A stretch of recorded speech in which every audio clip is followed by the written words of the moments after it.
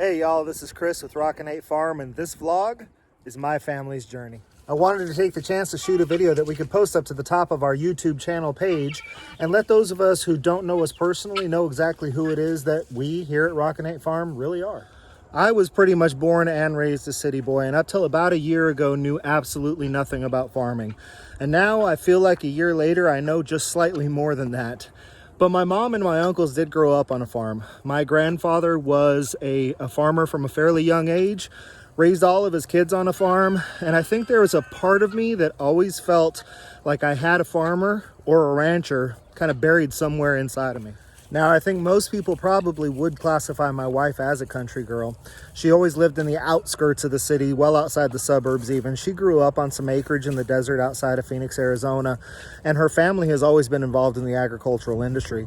When she was a little girl, her parents, and she had family in Northern California, she had family in Arizona, and the family would go back and forth between Northern California and Arizona following the migrant pattern of the agricultural harvest. So she was what you would call a migrant farm worker when she was a real little girl and growing up.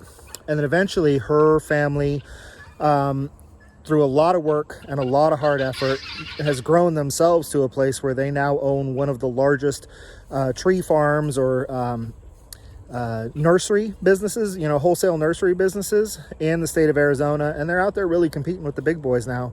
So although we both are kind of city people, we've always had some country desires. She actually grew up in the country some, and now we're trying to pursue some agricultural dreams of our own. It's, I guess you could say, in our blood.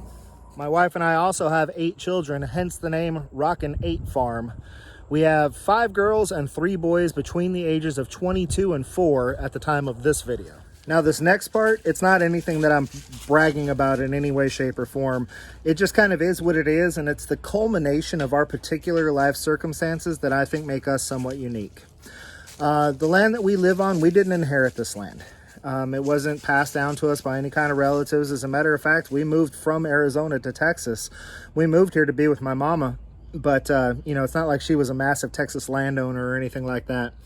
We didn't have amazing paying jobs that allowed us to save up a ton of money and pay for our property cash. We didn't have any rich relatives that passed away and left us some money to purchase our property cash. We didn't invest wisely when we were in our young 20s and make $1 million off the .com boom or anything like that. We carry a mortgage, just like most Americans. Like I said, not bragging in any way, shape, or form. We've got more debt than just about anybody should be comfortable with, between student loans and a little bit of credit card debt, but we're really working our tails off to get towards that debt freedom that a lot of other people have been able to accomplish, and that a lot of people out there are really working hard to accomplish. So because we have debt and because we have a mortgage, my wife and I both dedicate 50 plus hours a week to off-farm income jobs. That leaves my wife a little bit of time some mornings. It leaves me most afternoons after I get home, and it leaves us about one day, maybe a day and a half each weekend in order to dedicate time to building a homestead. So unfortunately, one or both of us doesn't have, a full week to work on farming and work on weeding and work on feeding animals and work on building shelters.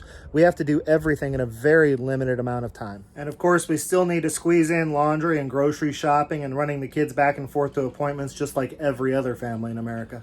Everything that we do on this farm has to be done by us because we're trying to pay off debt and because we have bills to pay. Hiring somebody to do anything just isn't an option, which makes it really tough when you don't know how to do the thing that needs to get done. But YouTube is amazing for that. So unless I can barter with somebody in order to trade some labor, everything has to be done with the hands of the people that live in this house. So basically, we are in the same paycheck to paycheck lifestyle that the majority of United States citizens are in. But we have, through our desires and through our efforts, found a way to start working towards a dream of owning a homestead and owning a farm. And we're starting to find the ways to make this farm start paying for itself. So that's the who. Now for the what and the why. I think the 3 questions that I'm probably asked the most often are, what made you want to build a farm? Why a YouTube channel? And where's this amazing wife that you keep talking about? I will start with the last question. My wife is one of the hardest working women that I have ever had the privilege of knowing. As a matter of fact, she has single-handedly done more to make this farmstead a reality than every other person who lives here combined. She really has. But despite her hard work and despite her amazing personality, she is one of the most camera shy people you will ever meet in your entire life. Now, when I say camera shy, I'm talking about like freeze in the camera and lose her ability to speak type of camera shy.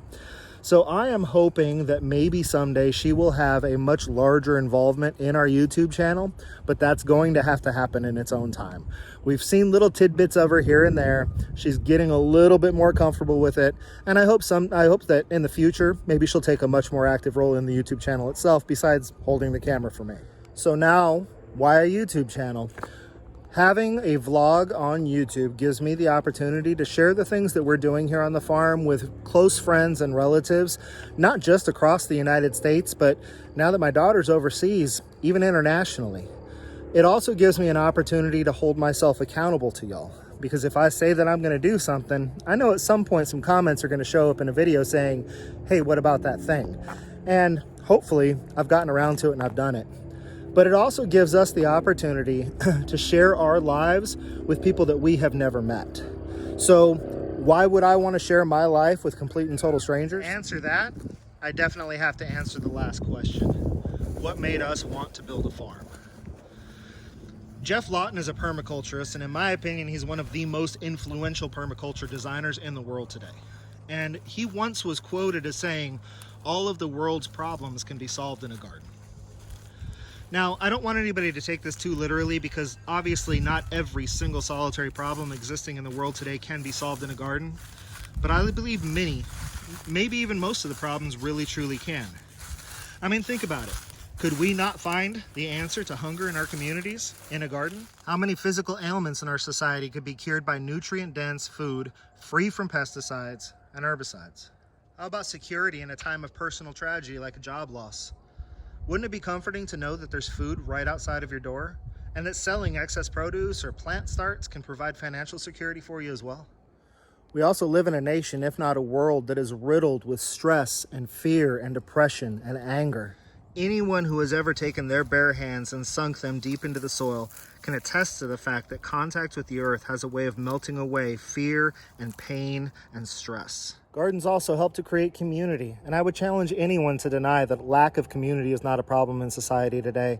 I mean, think about this. With less anger, less stress, and a greater sense of community, could we possibly not see a decrease to violence in our world, in our country, in our towns, maybe even in our homes? Gardens also reconnect us with nature.